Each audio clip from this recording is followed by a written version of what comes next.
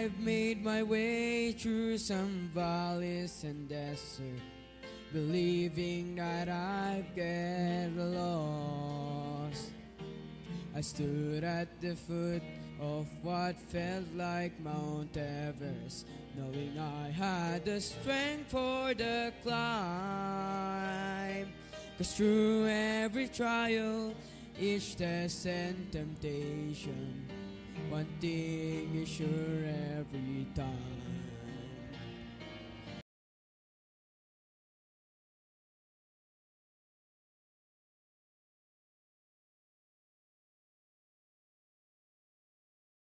I've made my way through some valleys and desert, believing that I'd get lost. I stood at the foot of what felt like Mount Everest, knowing I had the strength for the climb. 'Cause through every trial, each test and temptation, one thing is sure every time: over and over, again and again, God is faithful. Over and over, again and again, through it all, He's made me able to stand and survive, to come through alive when it sure looked like I couldn't win. But Jesus is with me, so I'll claim the victory over and over again.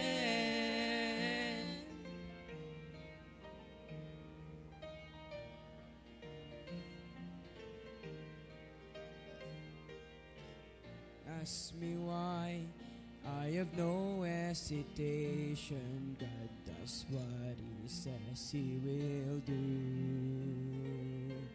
Well, I'll simply say every battle has taught me there's nothing He won't help me through.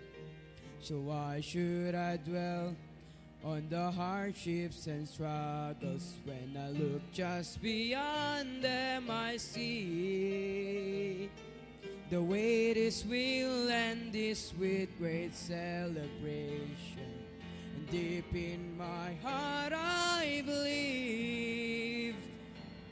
Over and over, again and again, God is faithful.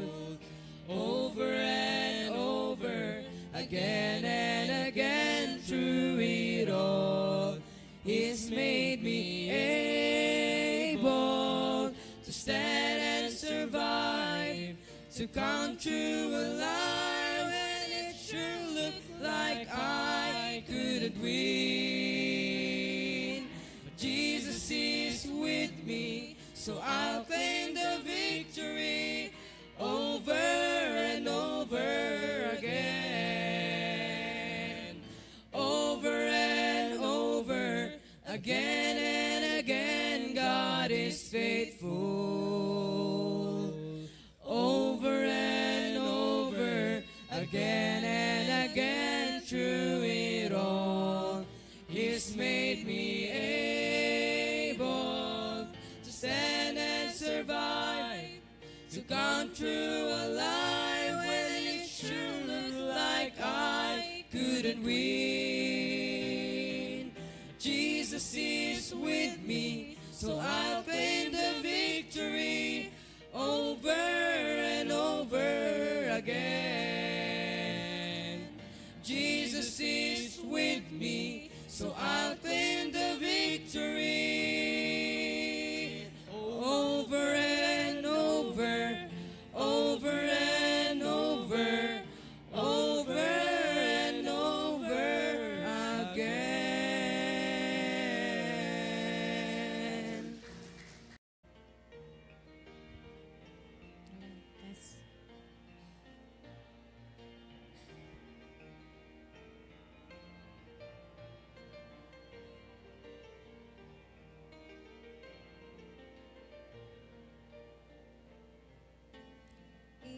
is hard to understand God's purpose in our lives.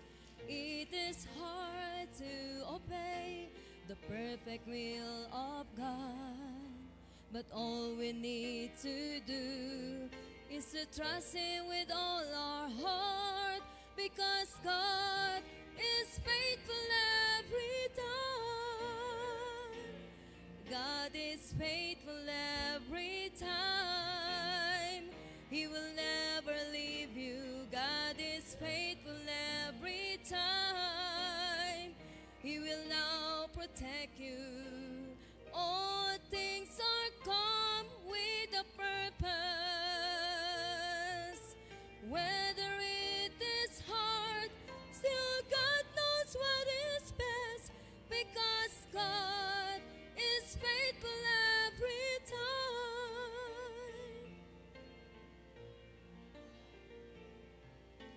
Never stop to run the race that God has set before us. Do your best to reach your goal, and God will take the rest. Lay aside your burden at His feet, because God is faithful every time. God is faithful every time. He will never leave you. God is faithful every time. He will now protect you. All things are come with a purpose. Whether it is hard, still God knows what is best, because God is faithful every time. Whether it is hard, still God knows what is best, because God is faithful every time. God is faithful every time.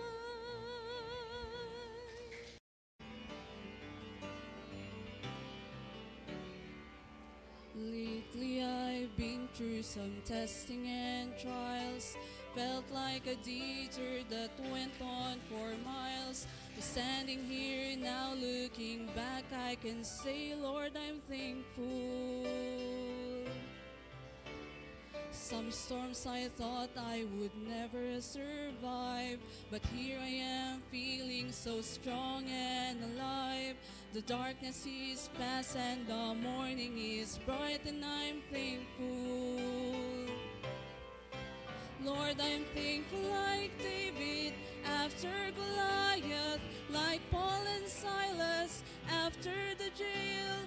I'm thankful like Daniel after the lions. Lord, I'm thankful. Thankful like Noah back on dry ground. Thankful like Lazarus finally on wood. Every beat of my heart wants to pound. I'm thankful, Lord, I'm thankful.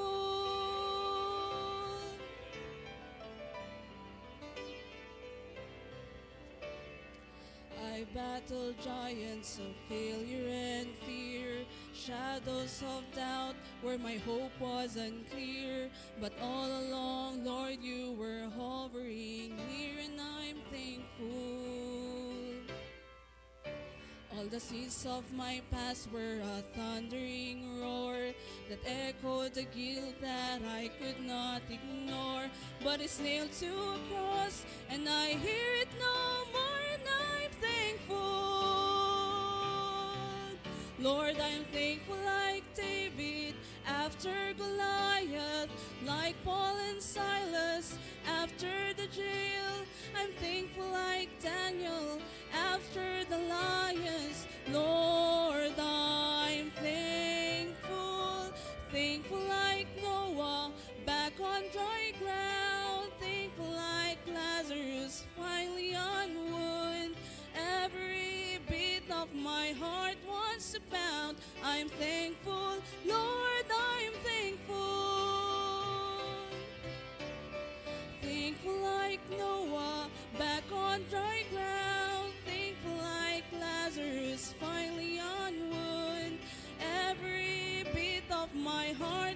grace abound. I'm thankful, Lord, I'm thankful.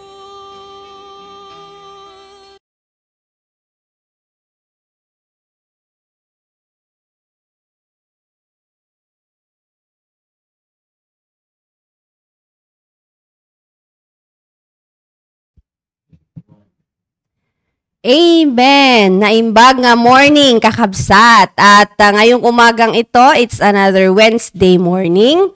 At napakabilis ng mga araw. Parang kailan lang ay kasama ko na naman itong mga naggagandahang dalaga.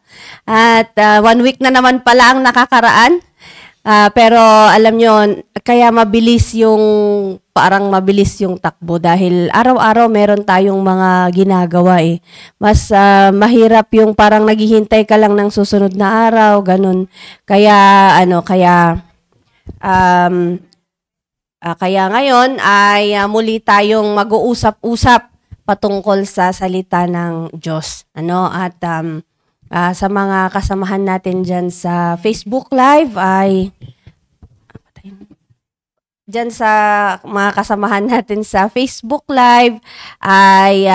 natutuwa naman kami dahil may mga maaga, no, yung mga interns natin. Of course, si Pastor, good morning po Pastor. At si Ma'am Myra, ang ating early bird. Ganon din si Sir Digno, nakita ko na si Sir Digno kanina. And may mga humabol, sina Ma'am Heidi, Ma'am Joyce, yan. At yan, so sa ating pagsisimula ay manalangin tayo and then tuloy-tuloy na po tayo sa ating pinag-uusapan. Let's pray. Dakilang Diyos na makapangyarihan sa lahat, marami pong salamat, Panginoon, sa umagang ito na muli niyo po kaming binangon mula sa maayos na pamamahinga. Thank you, Lord, for the safety of the whole night. At ganun din po, Panginoon, na ngayong umagang ito ay binigyan nyo kami ng panibagong kalakasan, panibagong pagkakataon na makapaglingkod po sa inyo. At salamat sa pribilehiyong ito na sa unang oras ng araw na ito, Panginoon, ay manonorish na naman po kami ng inyong mga salita. Kaya tulungan nyo kami to be attentive sa aming pag-aaral. At ano man yung matututunan namin dito ay babaunin namin sa buong maghapon ng paglilingkod po namin sa inyo, Panginoon. And I pray na i-sustain nyo po yung kuryente, yung internet connection para hindi po maging balakid ito, Panginoon, na ma-reach out ang aming mga kapatiran sa online. At kayo pong manguna sa amin. Without you using us, oh God, we are nothing. So, bigyan niyo po kami ng wisdom. Thank you once again, Lord, for this privilege. We ask forgiveness for all our sins. In Jesus' name we pray. Amen. Ayan, at patuloy po nating pag-uusapan ngayong umagang ito ay yung 3 buwan na nating pinag-uusapan patungkol sa soul winning and discipleship. Yan, so itutuloy na natin. Actually ay nagta-travel sina Sir Ariel ngayon, kaya kami daw muna dito. Okay. At wala pa yung isang kasama natin. Hopefully ay mag-join siya. Okay, so sa ating pagpapatuloy ng pinag-uusapan natin about soul winning and discipleship ay nung nakaraan na may mga napag-usapan na tayo na napakaganda, no, na sa discipleship ay this is a way of teaching, 'di ba? So ito yung naging topic ko nung nakaraan na this is actually teaching, yung discipleship, soul winning and discipleship. We are telling people about something they do not know, 'di ba? Kaya nga yun yung laging sinasabi ni Pastor, huwag kayong kabahan. Bakit kayo kakabahan?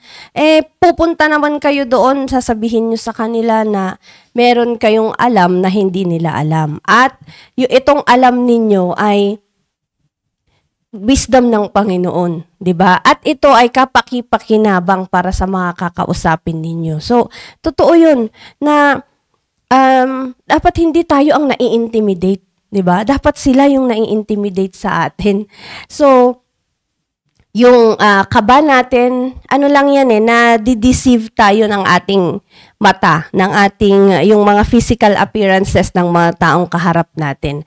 Kaya natin dito pinag-uusapan yung pagdi-disciple, pag-soul winning, para lumakas yung ating loob, para magkaroon tayo ng totoong matibay na foundation sa ating ginagawa, no? Kasi nga, kagaya ng paulit-ulit naming sinasabi dito na pagka nakikiuso ka lang or iba yung motibo mo sa ginagawa mo sa soul winning and discipleship, darating isang araw, pag nahirapan ka na, pahiya ka, titigil ka na. Bakit? Hindi matibay yung foundation. Kaya, sa mga kasamahan po natin dyan sa Facebook Live ay makinig po tayo. At naniniwala naman ako na meron po tayong matututunan. Kasi kami din dito, wala din naman po kaming sinasabi na hindi din namin natutunan mula sa ating mga pastors. Ayan. So, siguro, bumati muna itong mga kasama ko dito sa studio. Yan.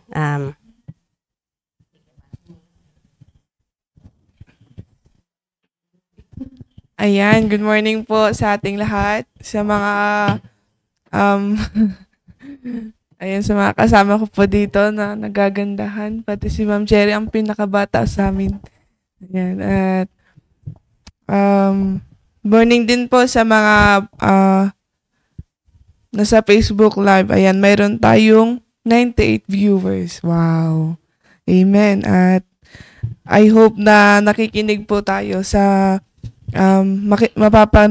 mapapakinggan po natin ngayong umaga. Yun lang po.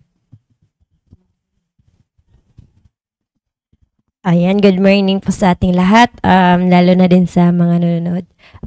Makinig po kayo para may matutunan po. Yun na po.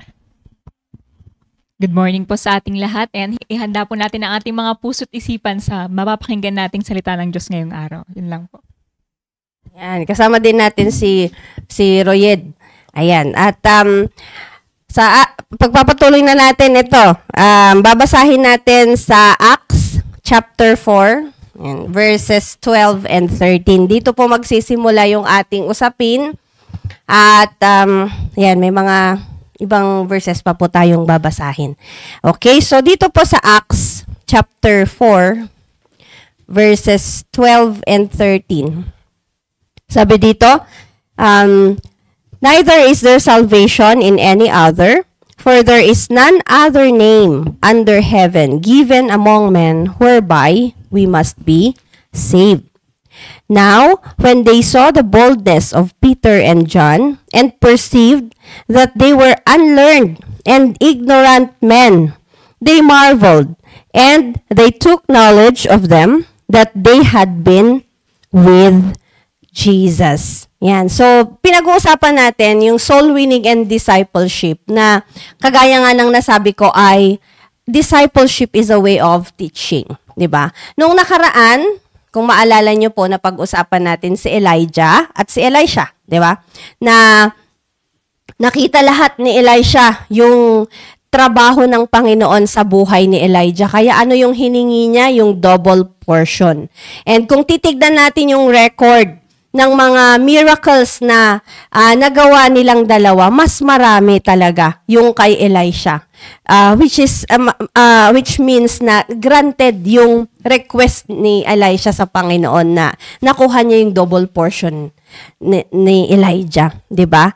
And another is si Timothy and si Paul, 'di ba? Na talagang kung pagdating lang sa soul winning and discipleship ay hindi mo rin talaga matatawaran yung ginawa ng Panginoon sa buhay ni Paul. Kung paanong una, persecutor siya, and then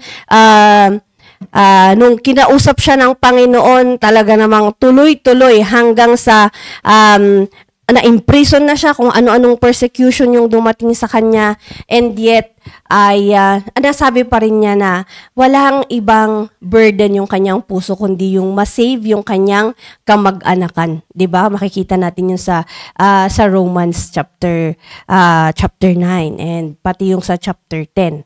So, dahil nga sa maliwanag na pagkaunawa niya sa kanyang kaligtasan, ay syempre nag-disciple siya. At napakarami sa mga churches na pinupuntahan niya yung nakita natin na talaga namang naging faithful sa gawain ng Panginoon. Of course, kasama doon si Timothy. And if you will remember yung house of Stephanas, 'di ba? Na disciple niya rin, na sabi nga doon ay they became addicted to the ministry. So, 'di ba napakaganda na kung meron ka man isang kakaadikan ay yung ministry. Na yun dapat ang maging goal din ng bawat isa sa atin, na kung magdi-disciple tayo ay maging faithful din itong idini-disciple natin. Actually ako, yun ang prayer ko lagi. Every time na ako ay magwiwin ng kaluluwa, dyan man sa taas, or sa area man, or kahit sa jeep, pag nag-share kami sa jeep, or kahit saan, sa mga schools, ang panalangin ko palagi sa Panginoon, nawa maging maliwanag sa kanila. And then one day, makasama ko ito sa gawain. Kasi doon lang din naman ako nagsimula eh. Sino bang mag-aakala na yung isang katulad ko na wala talagang pakialam sa Diyos ay ngayon nagsasalita na dito, 'di ba? Kaya nga sabi ko, kung titignan ko yung buhay ko, ay kung tao lang ang titingin sa akin nun, wala akong pag-asa na maging aware man lang sa kabutihan ng Diyos sa buhay ko. Pero ganun yung milagrong ginawa ng Diyos. Kaya nga ako, ang paniwala ko din sa lahat ng mga nababahagian ko ay may gagawin ang Panginoon sa kanila. Kaya nga tayo, just win souls, di ba? And pag nadala natin sila dito, nabaptize, i-disciple natin until one day makita natin na kasama na natin silang kumakanta sa choir, 'di ba? Kasama na natin silang nagso-soul winning din. And dito, kung mapapansin niyo po, dito sa verse 12, ay ipinaliwanag po dito na walang ibang pangalan na pwedeng ma-incorporate or pangalan na para sa ating kaligtasan, 'di ba? Walang iba kundi ang Panginoong Hesukristo. So, dito sa verse 13, actually dito sa Acts chapter 4 pala, ay kung meron man dito sa Book of Acts, makita natin yung talagang kung paano nagtrabaho boldly ang mga apostles. Ay dito po sa chapter na ito, ako talagang tuwang-tuwa ako dito sa chapter na ito. Of course, mula dun sa chapter 1, kung makita natin nung nag-resurrect na ang Panginoon, 'di ba? Umakyat na siya at nagsimula nang maging bold yung mga apostles, and kung makikita nga natin doon sa chapter 2 ay doon nga nagkaroon ng Day of Pentecost, 'di ba, na kung saan may 3,000 souls na naligtas. That was after the reassignment, or ano bang tawag doon, yung na-reinstate yung pagiging apostle ni Peter, 'di ba? Kasi dininay niya ang Panginoon and all, nagkasala siya. Pero nung bumalik siya, grabe naman yung boldness niya. And dito sa chapter 4, hindi lang 3,000 yung na-save. Dito kung makikita natin sa verse 4, kasi most of the verses na babasahin natin ay nandito lang naman sa chapter 4. So dito sa verse 4, sabi dito, "Howbeit, many of them which heard the word believed, and the number of the men was about 5,000. So nagpatuloy sila, ang ibig sabihin. After na-save yung 3,000, na-add sila sa church kasi na-baptize sila. And then after that, hindi sila tumigil doon. Hindi nila sinabi na, okay na tayo. 3,000 na yung members natin. So more than 3,000 na tayo. Pwede na tayong mag-relax at magpakuya-kuya ko. Hindi. The more na lumabas sila, the more na naging bold sila, at ito nga, meron uling 5,000 na naligtas. And then dito sa part na ito, nagtataka na yung mga tao. Ano bang meron itong mga taong ito, no? Na nabubulabog na yung lugar natin. At kaya nga sabi dito sa verse 13, ignorante naman sila, unlearned naman sila, hindi naman mga edukado itong mga ito. 'Di ba? Wala naman silang mga degree, hindi naman sila mga degree holder. Wala naman silang makikita na tayo na anong tawag nito, na karunungan nila. And yet, sabi nila, they took knowledge of them that they had been with Jesus. Dahil ang Panginoong Hesukristo mismo ang nag-disciple sa kanila. 'Di ba? Kung maaalala niyo po sa kwento ni Peter kung papaano po siya nakarating sa church. Ayan, nakarating sa church. Ay dahil sa kanyang kapatid na si Andrew, 'di ba? Sa John chapter 1 ay makita natin doon na John chapter 1 ba 'yon? Sige, tignan natin. Na kung saan una tinawag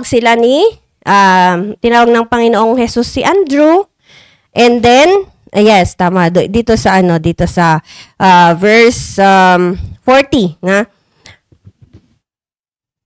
Ayan, so dito tinawag ng Panginoong Jesus sina Andrew, and then noong naturuan ng Panginoong Jesus sila Andrew, paglabas nila, ang unang tinawag ni Andrew ay walang iba kundi ang kanyang brother. Sabi niya dito, one of the two which heard John speak and followed him was Andrew, Simon Peter's brother. Ayan, and he first findeth his own brother Simon, and saith unto him, we have found the Messiah, which is being interpreted the Christ. Ayan, so, di ba, from Jesus Christ, tinawag niya si Andrew, ngayon si Andrew, tinawag niya si Peter, and ganito na ang nangyayari sa buhay ni Peter, no? Na naging bold sila. Ayan. So, hindi naman mabubulabog yung lugar nila kung hindi talaga sila boldly na nag-share. Imagine nyo, 5,000 yung naligtas.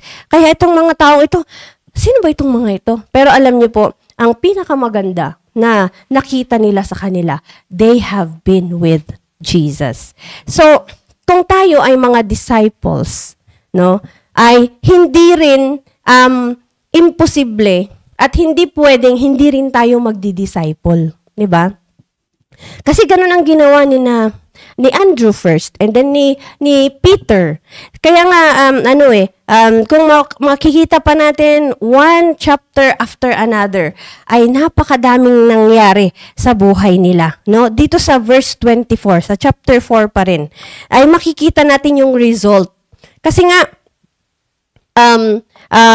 nakita na nila yung trabaho ng Diyos sa kanila. And then sa verse 24, sabi dito, and when they heard that, they lifted up their voice to God with one accord and said, Lord, thou art God, which has made heaven and earth and the sea and all that in them is. Diba? So naniwala talaga sila. So actually ito dire-diretso yan na panalangin nila sa Panginoon. Na makita natin na naniwala talaga sila sa Panginoon. And it actually, dito rin sa chapter na ito, yung makikita natin na they had all things common. Ibig sabihin, hindi lang sila nag-disciple din after silang i-disciple ng Panginoon, kundi naging giver pa sila. Kasi, di ba sabi ni Pastor, kung soul winner ka, hindi ka pwedeng hindi maging giver. Kasi kung soul winner ka, may pagmamahal ka sa kaluluwa, alam mo na may pangangailangan, 'di ba? At alam mo na ang Panginoon yung unang-unang nagbigay, kaya dapat ikaw din ay magbibigay, 'di ba? Alam mo lahat 'yon kung ikaw ay soul winner at isang discipler. Actually, sabi nga nila ang soul winning napakadali. 'Di ba? Pupunta ka sa tao, sasabihin mo ang Panginoon. Pag naniwala siya sa Panginoon, nawin mo siya. But discipleship requires your whole life, 'di ba? Kaya nga minsan sa discipleship isusubo mo na lang. Ibibigay mo pa sa disciple mo. May bago kang damit, isusuot mo na lang.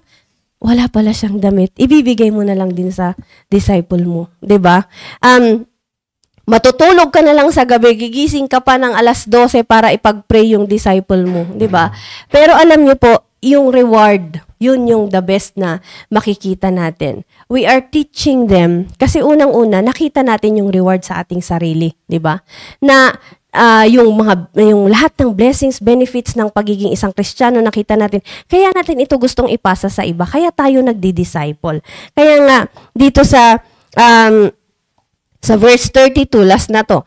And the multitude of them that believed were of one heart and of one soul. Neither said any of them that aught of the things which he possessed was his own, but they had all things common. 'Di ba? So first ay ang Panginoong Hesukristo, okay? Disciple niya si Andrew. Disciple ni Andrew si Peter, na si Peter nakita niya lahat yung mga ginawa ng Panginoon, 'di ba? Ang Panginoong Jesus dahil kasama nila.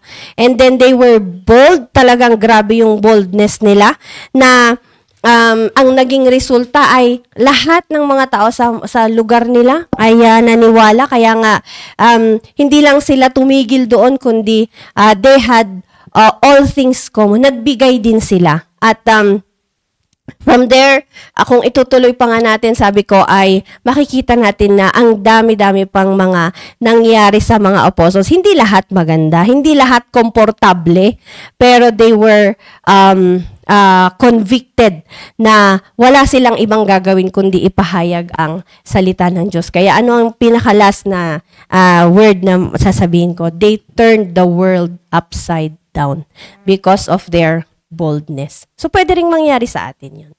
Okay, so I hope na sa natutunan natin ay ngayong araw na to, magiging bold na tayo sa soul winning. Ayan, at kasama natin, of course, sa Google Meet, ang ating guest speaker, si Ma'am Cherry. Good morning, Ma'am. Good morning, Ma'am. So, good morning po sa ating lahat. Ako pala si Sister Cherry Liz din. Yung nauna ay si Ma'am Cherry Lynn. Ako naman ay si Cherry Liz.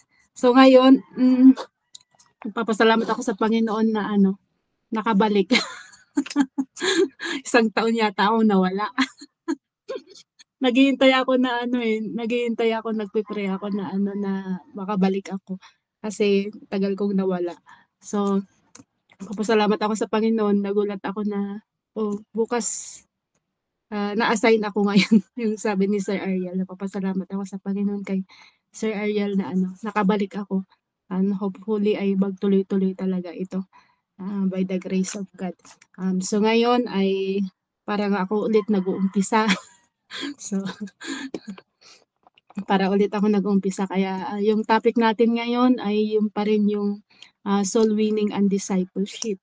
So meron ako ditong pinag-pray ko at pinag-aralan. Dito tayo sa Matthew chapter 25 verse 14 hanggang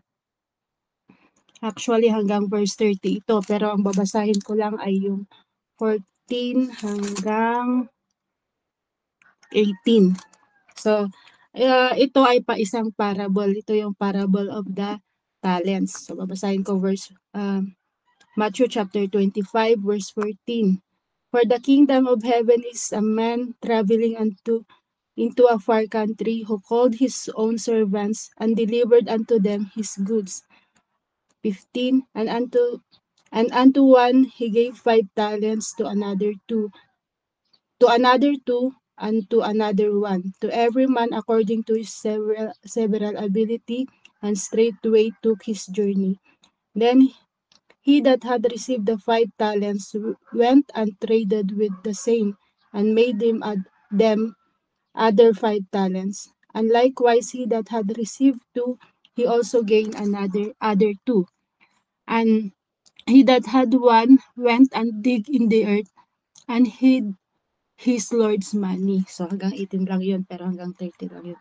Short ko lang. Parang yun yung pinakabuod niya, yung hanggang verse 18. So ngayon, mapapansin natin dito, merong isang man, sabi dito, na traveling into a far country. Nagtawag siya ng kanyang servants at pinagkatiwalaan niya ang mga servants nito na ito ng kanyang mga goods. Ano ba yung goods na yun? Pinagkatiwalaan niya yung mga servants na yun ng pagmamay-ari niya. So hanggang sa iniwan niya yun at umalis na siya. So mapapansin natin yung sabi dito, yung may 5 talents ay nag-gain pa ng 5 talents. At yung may binigyan ng 2 talents ay nag-gain pa ng 2 talents. Pero yung isa yung talent, hindi tumubo yung pinagkatiwala sa kanya, binigay sa kanya ng Lord na yon. So, kung may hahambing natin sa Kristiyanong buhay natin, yung man dito ay ang Panginoon na meron siyang pinagkatiwala sa atin na pagmamay-ari niya. Kasi sabi dito, nagpo-possess tayo ng something holy. Siyempre galing ito sa Diyos yung mga talents na to. Sabi nga dito, according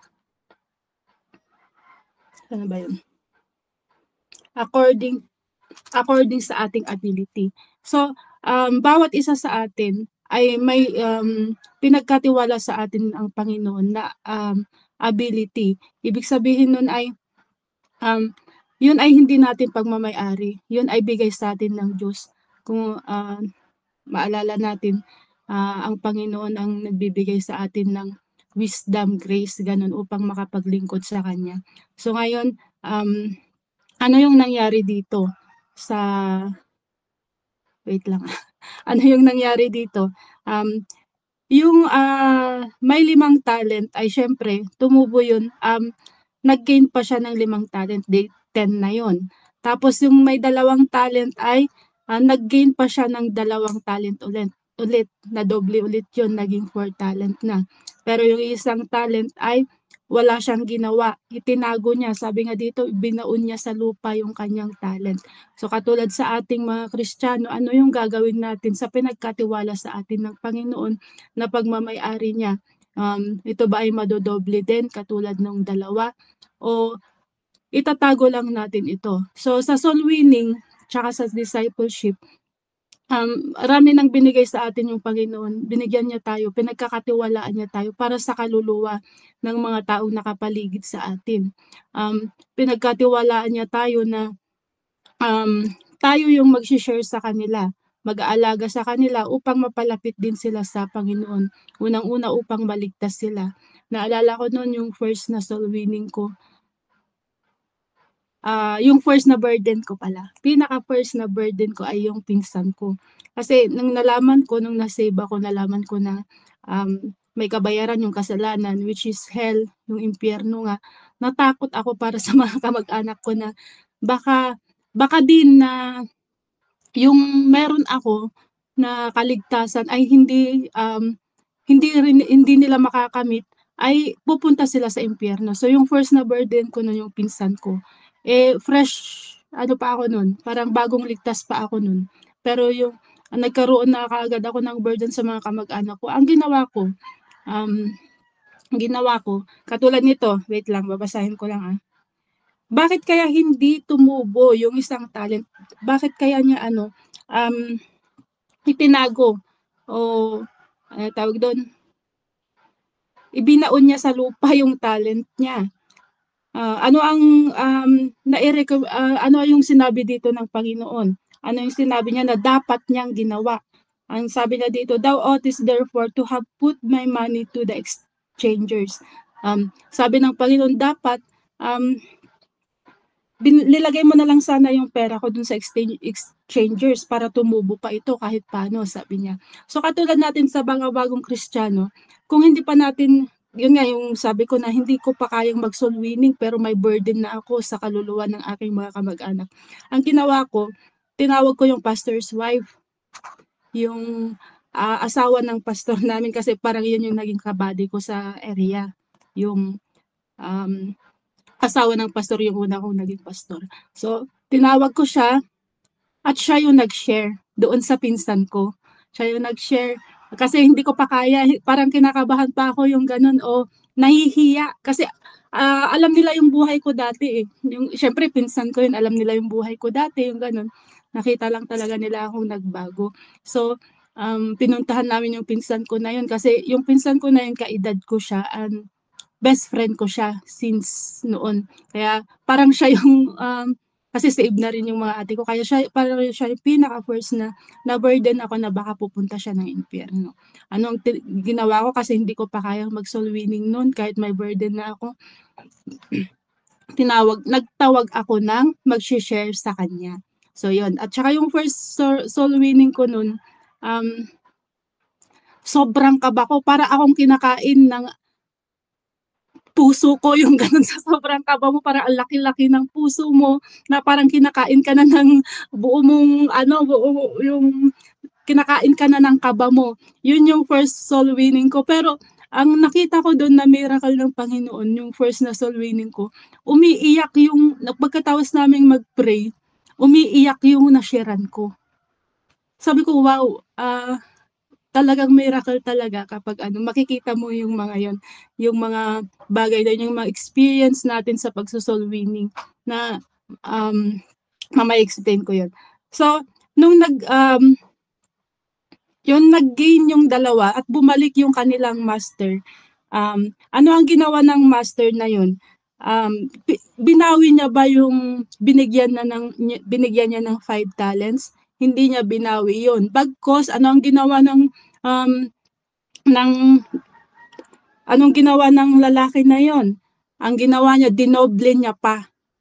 Dinoble niya pa yung may 5 talents. Ganon din sa may 2 talents. Hindi niya binawi. Ano ang kanyang ginawa? Dinoble niya pa yung may 2 talents. So, yung 2 nagkaroon ng 4, yung 5 nagkaroon ng 10. At sa kanila na yun, hindi na yun binawi ng kanilang Lord nung bumalik. So, ganun din sa atin nung at ano yung sinabi ng Panginoon dito, sa may 5 talents. Pagkatapos niyang doblihin yung talent na binigay niya, anong sabi niya dito sa may 5 talent? Enter thou into the joy of the Lord. Same din ng may 2 talent, hindi niya na nga binawi yung 2 kasi gano'n naman pag may-ari mo, babawiin mo pati yung tubo, babawiin mo, pero ito hindi. Hindi niya binawi, dinoble niya pa yung may 2 talent. At same din yung sinabi niya. Kasi nga nadoble yung pinagkatiwala sa kanya, anong sabi ulit dito ng Panginoon? Enter thou into the joy of thy Lord. 'Di ba? Same din ng sinabi sa may 5 talent kasi nga nadoble yung kanilang yung pinagkatiwala sa kanila, which is hindi binawi yun ng kanilang Lord. At sabi nga, enter daw into the joy of the Lord. Alam nyo ba, pag nag-soul winning tayo, ano yung nararanasan natin? Daig pa natin yung nanalo sa loto. Yun nga yung sinasabi ko, yung first soul winning ko, ang saya. Yung parang gumaan lahat. Sabi nga ni Ma'am Jamaica, naalala ko may problema siya, pero nung nag-soul winning siya, nawala na yung problema niya. Ganon din tayo. Pag nag-soul winning tayo, nawawala lahat yung kabigatan natin sa katawan. Kasi ano yung meron tayo? Joy of the Lord. Nawalang katumbas yun na halaga. Nawala yung meron tayong inner peace na kapag hindi tayo nagso-soul winning, naiipon yung kabigatan sa ating sarili, yung kabigatan ng ating buhay. Kung hindi tayo nagso-soul winning, katulad ng may isang talent na to na hindi niya ginamit, na-burden din siya. Bakit? Nag-alala siya sa sobrang pag-aalala niya, sa sobrang takot niya. Sabi nga niya dito, I was afraid. Natakot siya. Ibig sabihin, di ba, pag natatakot ka, ang dami mong inaalala, ang dami mong burden, ang dami mong kabigatan sa buhay. Pero pag ito, hindi katulad ng may 5 talent at saka 2 talent, hindi nila sinabing, I was afraid. Hindi sila natakot.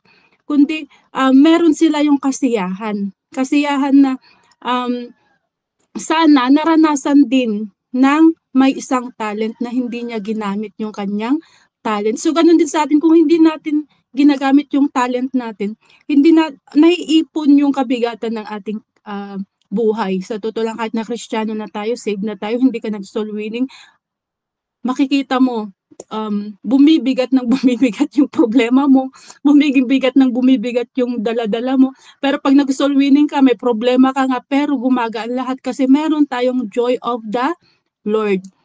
O, diba? Hindi tayo, kahit ligtas na tayo, nandito na tayo sa church at naglilingkod, hindi tayo nakakaligtas sa mga problema. Meron pa rin yung mga yan. Hindi tayo nakakaligtas sa kabigatan ng buhay. Meron at meron pa rin yung mga yan. Pero, pag nagkatiwalaan tayo ng Panginoon ng soul winning, para gumaan lahat.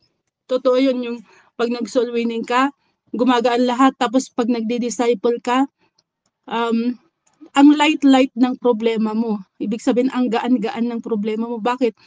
Katulad nga sinabi ni Ma'am Cherry, inaalala mo kung ano ipapasuot mo sa disciple mo. Maalala ko, laging nawawala yung palda niya, laging nawawala. Sige, mangangalkal ka na naman. Buti may mga anak ako, mangangalkal ka na naman ng mga damit nila para ipasuot sa kanila kasi nasan na yung binigay ko sa'yo nung hindi mo pa nalabahan yung mga ganun ba? Which is masaya kasi yun yung problema na masaya. Yung sinasabi ni Ma'am Cherry na isusubo mo muna nga lang, isusubo mo pa sa disciple mo, isusuot mo na nga lang, ipapasuot mo pa sa disciple mo.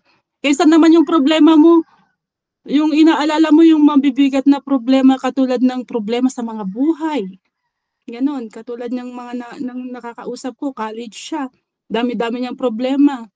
Sa sobrang ko sa kanya, sabi ko, isumbong mo na lang yan sa Panginoon. Bumalik ka sa Panginoon, maglingkod ka sa Panginoon, mawawala lahat ng kabigatan mo na yan. Sabi ko, mag-soul winning ka ulit, mag-disciple ka ulit. Promise, mawawala lahat yan. Hindi mo naman dapat kinikerry yung kabigatan mo na yan eh. Sabi ko, hindi yan design ng Diyos sa atin na mag-carry ka ng kabigatan ng buhay. Mag-soul winning ka lang, bumalik ka lang sa Panginoon, mawawala lahat yan. Yun ang, yun yung sinasabi dito na enter down into the joy of the Lord. Kasi doon, yung joy natin, yung problema natin, joy natin. Yun yung sinasabi ni Ma'am Cherry. Yung problema natin, yung kung anong, si Ma'am Apple kung minsan, yung mga ganun mga disciple, yung problema natin, joy pa natin yun sa Panginoon kasi yung problema natin yung hindi na maliliit na bagay. Halimbawa, makikita mo yung miracle ng Panginoon sa mga problema mo na yung sa mga disciple mo. Kasi mamaya makikita mo nagpo-provide na ang Panginoon. 'Di ba? Iawanan ti kwarta mo, allowance nyo na lang ingay na next week. Pero adat naman ng kuamon mabibisin disciple mo. Magugulat ka na lang, mayroong provide ang Panginoon, may ginagamit ang Panginoon para i-provide yung pangangailangan natin. Alam mo yung mga problema na yun, yung mga problema na yun masaya pa rin. Bakit? Makikita mo yung miracle ng Panginoon doon. Mararanasan mo yung kanyang provision, yung mga yun. Kasi walang-wala ka na. Mamaya, meron na ulit. Ang lungkot-lungkot mo, mamaya masaya ka na ulit. Bakit? Binigyan ka ng problema ng disciple mo. Masaya pa rin yun. Oo. Hindi katulad ng ito na hinid lang niya yung talent niya. Binaon lang niya sa lupa yung talent niya. Ang bigat-bigat ng dala-dala niya. Nang problema pa siya. Natakot pa siya. I was afraid, kunanapay. Kung afraid ka kasi, yun, ang dami-dami mong inaalala sa buhay. So, saan, ano yung reward, katulad ng sinabi ni Ma'am Cherry kanina, yung reward doon, kung gagamitin natin yung pinagkatiwala sa atin ng Diyos na talents. Kung tayo ay nagsusulwining, nagdi-disciple, meron tayong nadodoble yung talent natin. Dinodoble yan ng Diyos, hindi niya binabawi. At pangalawa, meron tayong joy of the Lord. Meron tayong kasiyahan sa Panginoon na hindi matutumbasan, promise hindi matutumbasan ng pera. Okay? Yung pera, blessing na lang yan, dumarating na lang yan, pinuprovide na lang yan ng Panginoon, hindi kanya pababayaan. So, Kung minsan kasi yun yung nagiging kalaban natin yung pera. Yun yung nagiging pabigat sa atin kung bakit tayo hindi nakakasulwining. Which is baliktad sana. Baliktad. Tayo ay maglingkod, magsulwining, mag-disciple kasi ipoprovide yan ng Panginoon, hindi niya tayo pabayaan. Totoo yan. Totoo talaga yan, oo. So ano ang gagawin natin ano ang gagawin natin sa pinagkatiwala sa iyo ng Diyos na pagmamayari niya? So, yun nga, pagtrabahuhan natin kasi ang benefits din lahat ng yan, hindi tayo napapagod yan. Hindi yan nakakapagod, kundi ang benefits niyan, may exercise ka. Ang benefits lahat pa rin, nagpo-fall pa rin sa atin. Hindi sa may nagmamayari. Pagmamayari yun ng Diyos, pero sino pa rin ang nagbe-benefits? Nasaan pa rin yung tubo? Kumbaga nagpautang ka, may tubo sa'yo pa rin. Hindi niya kinukuha yung tubo, yung mga blessing, yung mga extra blessing, kundi binibigay niya pa rin sa'yo lahat. Dinodoble niya pa rin. So yun sana yung makita natin. Huwag nating itago yung mga talents na pinagkatiwala sa atin ng Diyos. Okay? Kasi lahat ng benefits, lahat ng reward ay binabalik sa atin ng Panginoon. At syempre, ibabalik natin yung glory sa Kanya. Huwag nating angkinin. Yun lang din, baka naman dahil nga sa mga natatanggap natin na mga joy of the Lord ay inaangkin na natin. Syempre, ibabalik natin yung glory pa rin sa Panginoon. Huwag nating kalilimutan yun. Baka bawiin din sa atin ng Panginoon kapag kinukuha natin yung glory sa Kanya. Naalala ko yung sa Bible na kinuha niya yung glory ng Panginoon, pinatay siya kaagad ng Panginoon, hari pa yun. So yun, ibalik na pa rin natin yung glory sa Panginoon sa lahat ng benefits na binibigay niya sa atin through soul winning and discipleship. So yun lamang, Ma'am Cherry. Thank you, to God be the glory. Amen. Salamat, Ma'am Cherylise. At nakakatuwa na makita natin na sa pinapagawa ng Diyos sa atin, maliban sa siya na yung nag-e-empower sa atin, lahat pa ng tubo sa atin pa rin pala yun, no?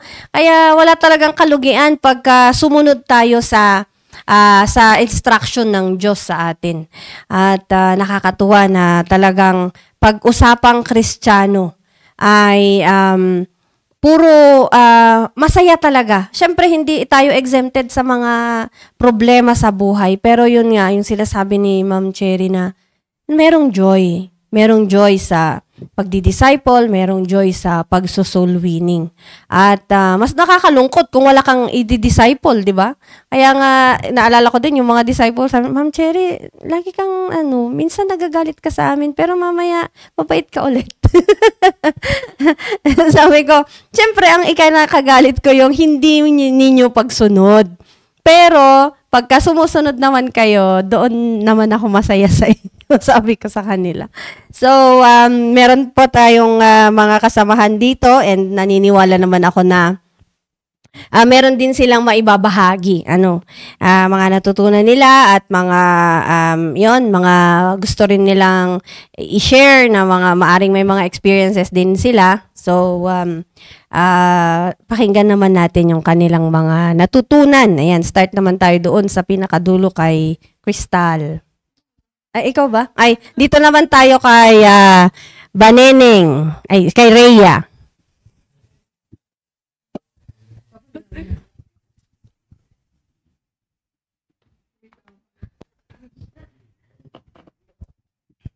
Ayan, good morning po ulit sa ating lahat. Ayan, salamat po kay Ma'am Cherylyn and Ma'am Cherylise sa kanilang ibinahagi na salita ng Diyos. Ay napakaganda po magmula sa testimony, ay naging encouragement po sa amin.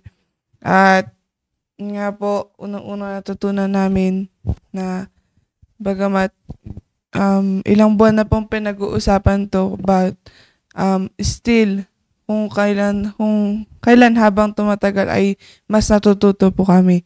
At na unang-una nga sabi ni Ma'am Cherry ay kung meron kang dapat kaadikan ay ang ministry dapat.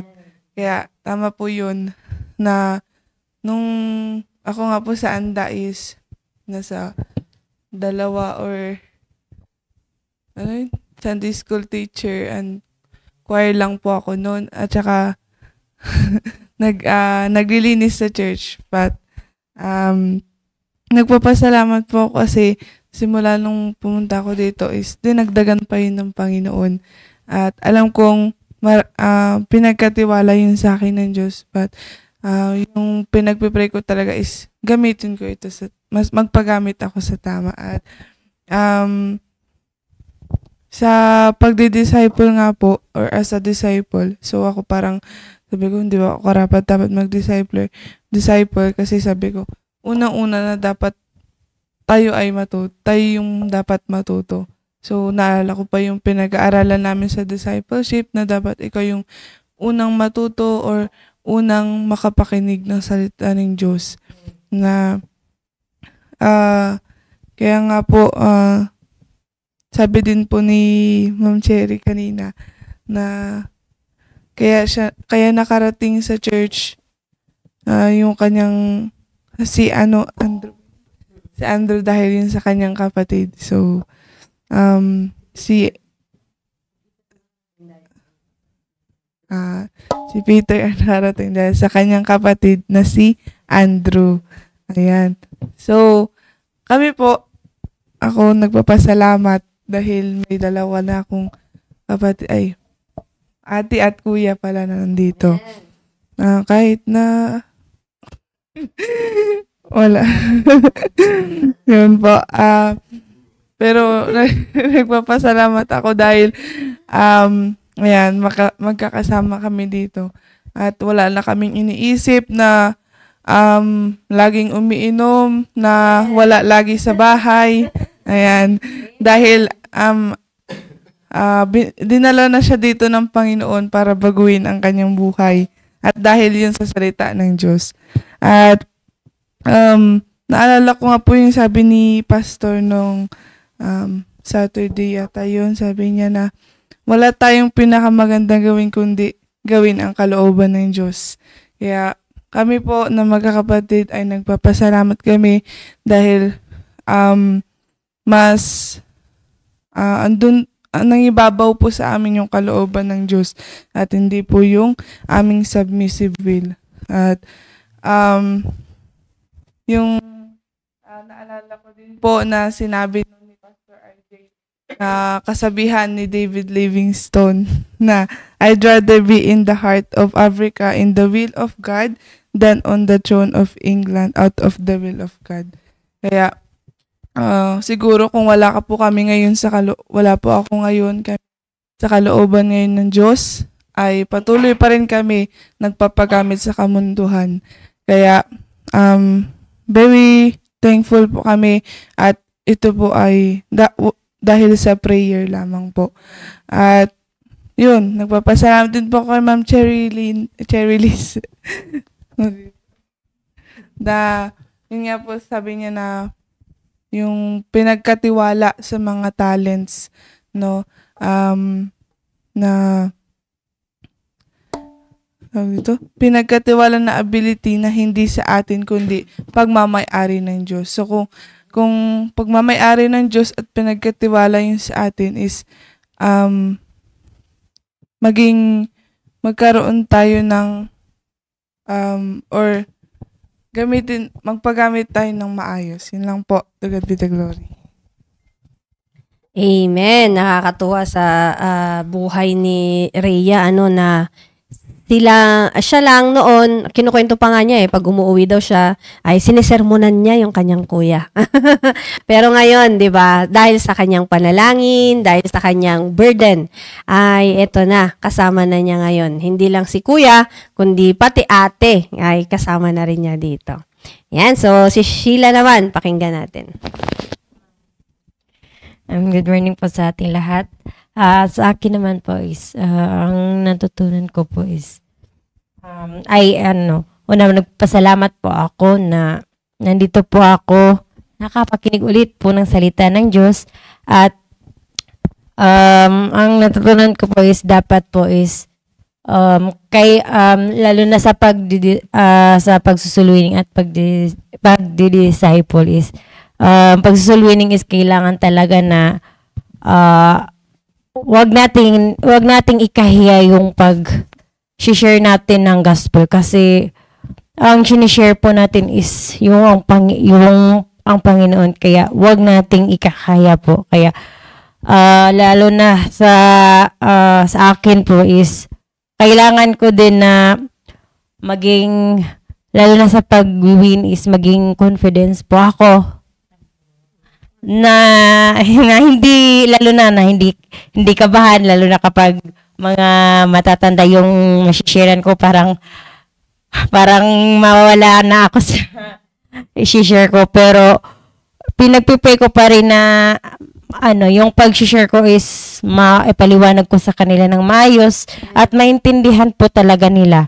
At lalo na po yung sa pag-disciple, ngayon wala pa po akong na-disciple, pero kailangan ko po munang matuto at makinig po sa salita ng Diyos, lalo na sa mga preaching po ni Pastor RJ, lalo na about sa pagsusulwin at sa pagdi-disciple. Kasi kapag nakikinig po tayo, doon po natin matutunan kung ano yung ibig sabihin nun.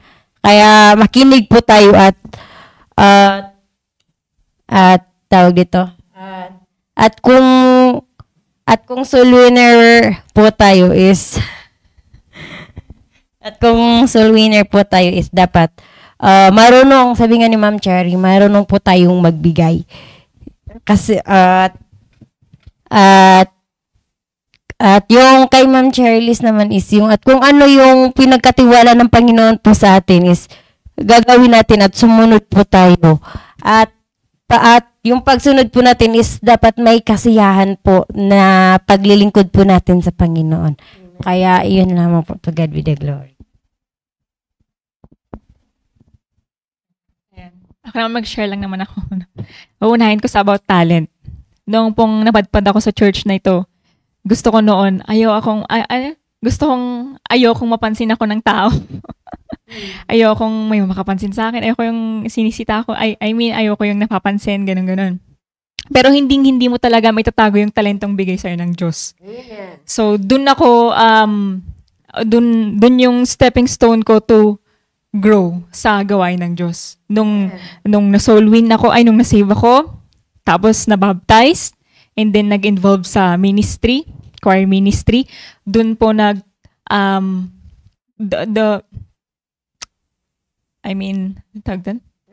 dun nagsimula yung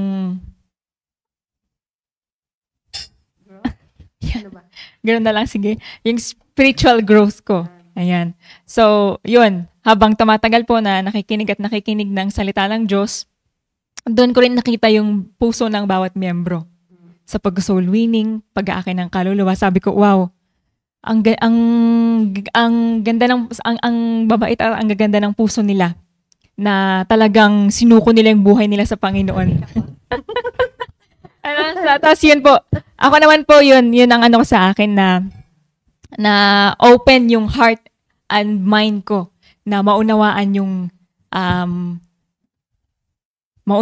yung Kristiyanong pamumuhay ko, yung maunawaan yung gawain ng Panginoon.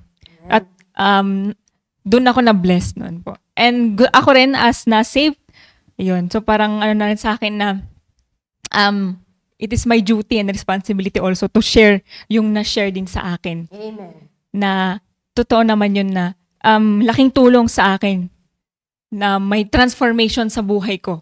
And sabi ko, nag-pray lang ako doon na, Lord, turuan niyo po akong mag-soul winning, ganyan. So yun, ginamit nun si Ma'am Johnny, observe.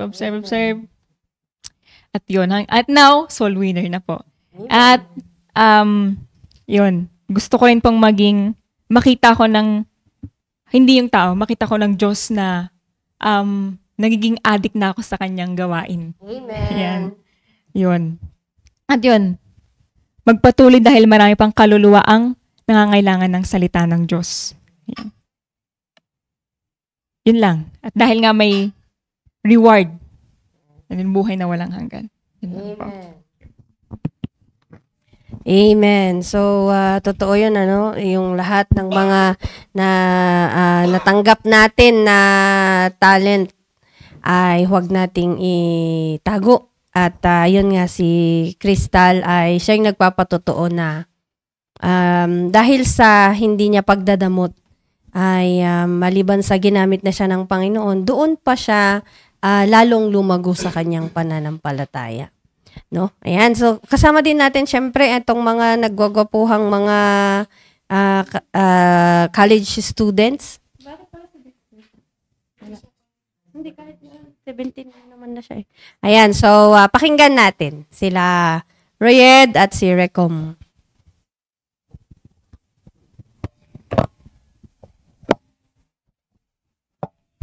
Good morning po sa ating lahat.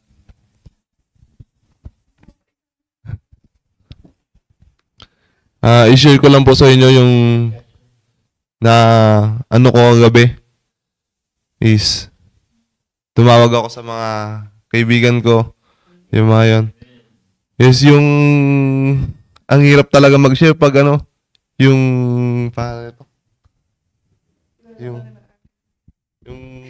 pangit yung mo. Pangit yung testimony mo. Ang hirap po mag-share. Kasi yung kilala nila ako bilang isang addict. Yan, kilala nila ako isang yung hindi ako ganun, yung magawain na hindi ko naman ginagawa dati is yun yung binanggi-banggit ko sa kanila yung patungkol sa Panginoon. Hindi sila maniwala, yung minumura ka pa, ganun. Yun, ganun talaga naranasan ko yun kagabi. Minumura pa ako ng yung barkada ko na babae. Kasi sabi ko, yung mo ba na makasama kita sa langit? Yun nga po. Is, wala talaga po, hindi po siya naniniwala. Tapos minumura niya ako. Ganun. Wala po. Kaya po pinapag-pray ko po na yung gusto ko pang matutunan na mag-soul winning na mga disciple. Kasi po, sobrang dami ko talagang kaibigan sa amin na yun yung tingin nila sa akin na yung bad example ako sa kanila. Is, ngayon naman na matutunan ko na mag-soul winning at mag-disciple is gusto kong maging good example sa kanila. Yun lang po.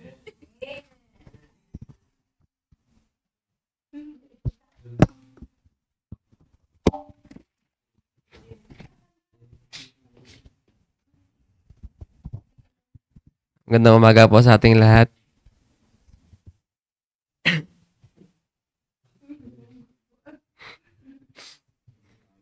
So, nagpapasalamat po ako dahil nakapakinig na naman po kami ng salita ng Diyos ngayong umaga. At yung mga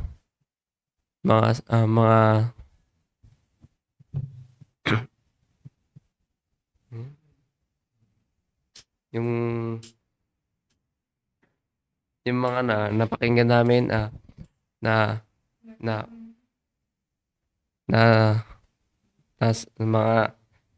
mga salita ng Diyos ay yun yung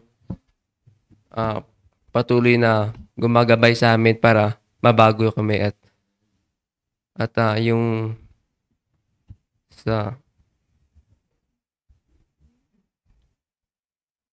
sa pag-aaral namin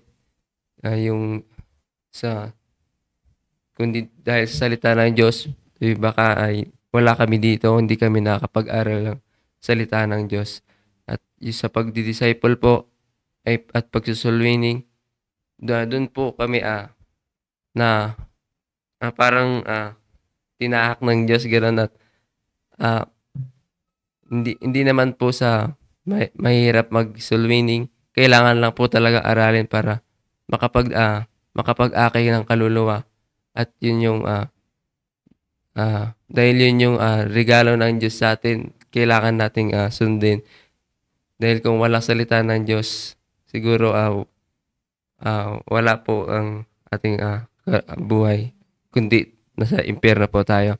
At so, yung mga, nung nag-soul-winning po kami, first time ko po na mayroon po akong pamilya na soul-winning. Kala ko po, mga bata lang po, yun, nagulat po kami, nagulat pa ako. Lumabas po yung mga magulang po nila at sabi ko nga kay Kuya Mark, kaya ikaw na lang, sabi ko. Umakyat siya, hindi ikaw na, sabi niya. Andun yung kaba kasi, sila 6 sila. 3 atang magulang, 3 magulang, tapos 3 mga, mga bata. So, kinakabahan ako mag-soul-winning, pero hindi yun yung rason para hindi mo ibahagi yung salita ng Diyos dahil yun yung regalo nila, regalo niya para sa atin. Yun yung regalo niya na buhay natin, na buhay na walang hanggan. At yun nga, at gusto ko pa na matutunan masyado ang pag-soul-winning.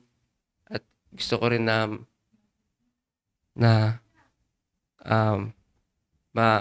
makapagdala ng kaluluwa dito sa ating simbahan. At yun lang po. To God be the glory. Amen. At nakakatuwa na dati yan sila nung bagong dating sila Royed, sina Recom, hindi pa po sila marunong sa soul winning.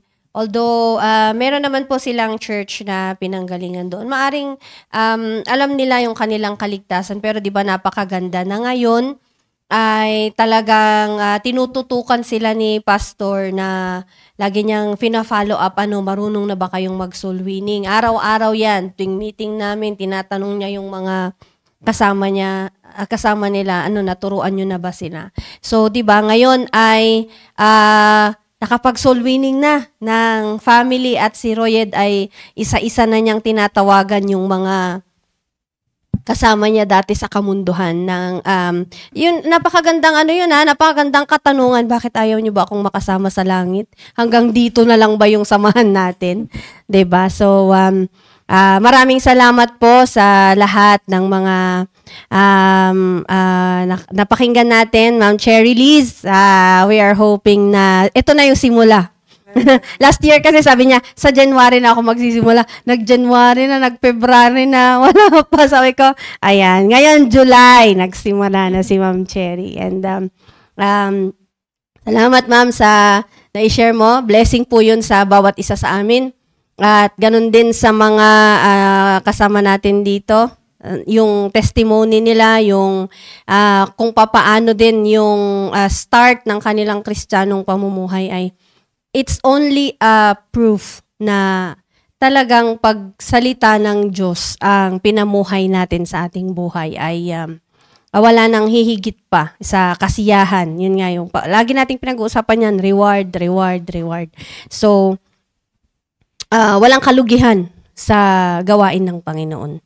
Yan. At sa ating mga kasamahan sa FB Live, maraming salamat po sa pagsama nyo sa amin. I hope na naging blessing din po kami sa inyo.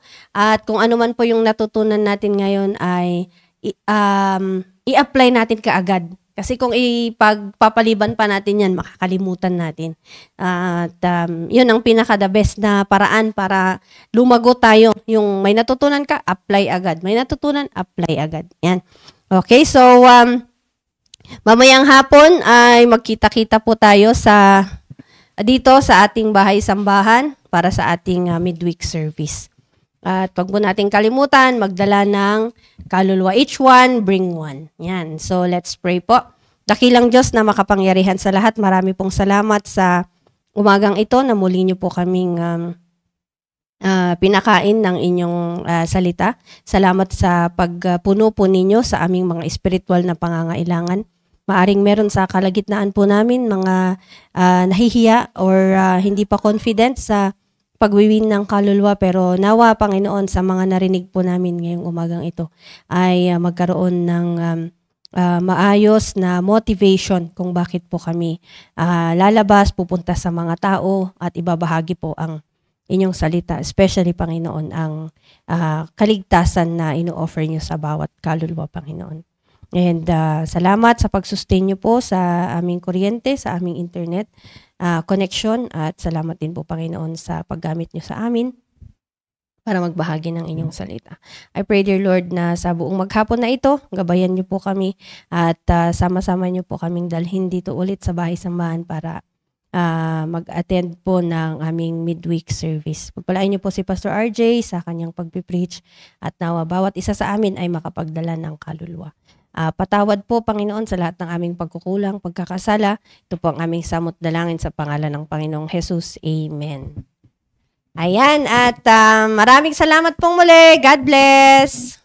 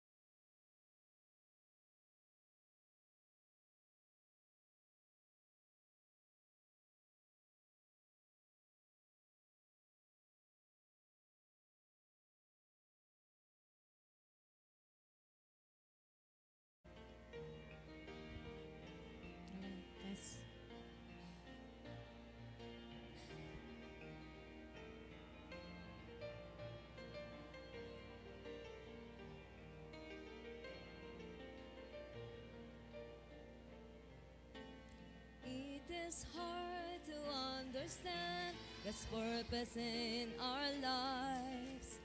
It is hard to obey the perfect will of God.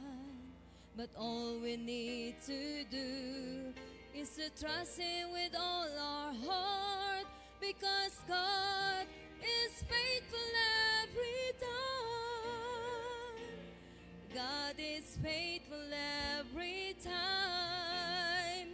He will never leave you. God is faithful every time. He will now protect you. All things are come with a purpose. Whether it is hard, still God knows what is best, because God is faithful every time.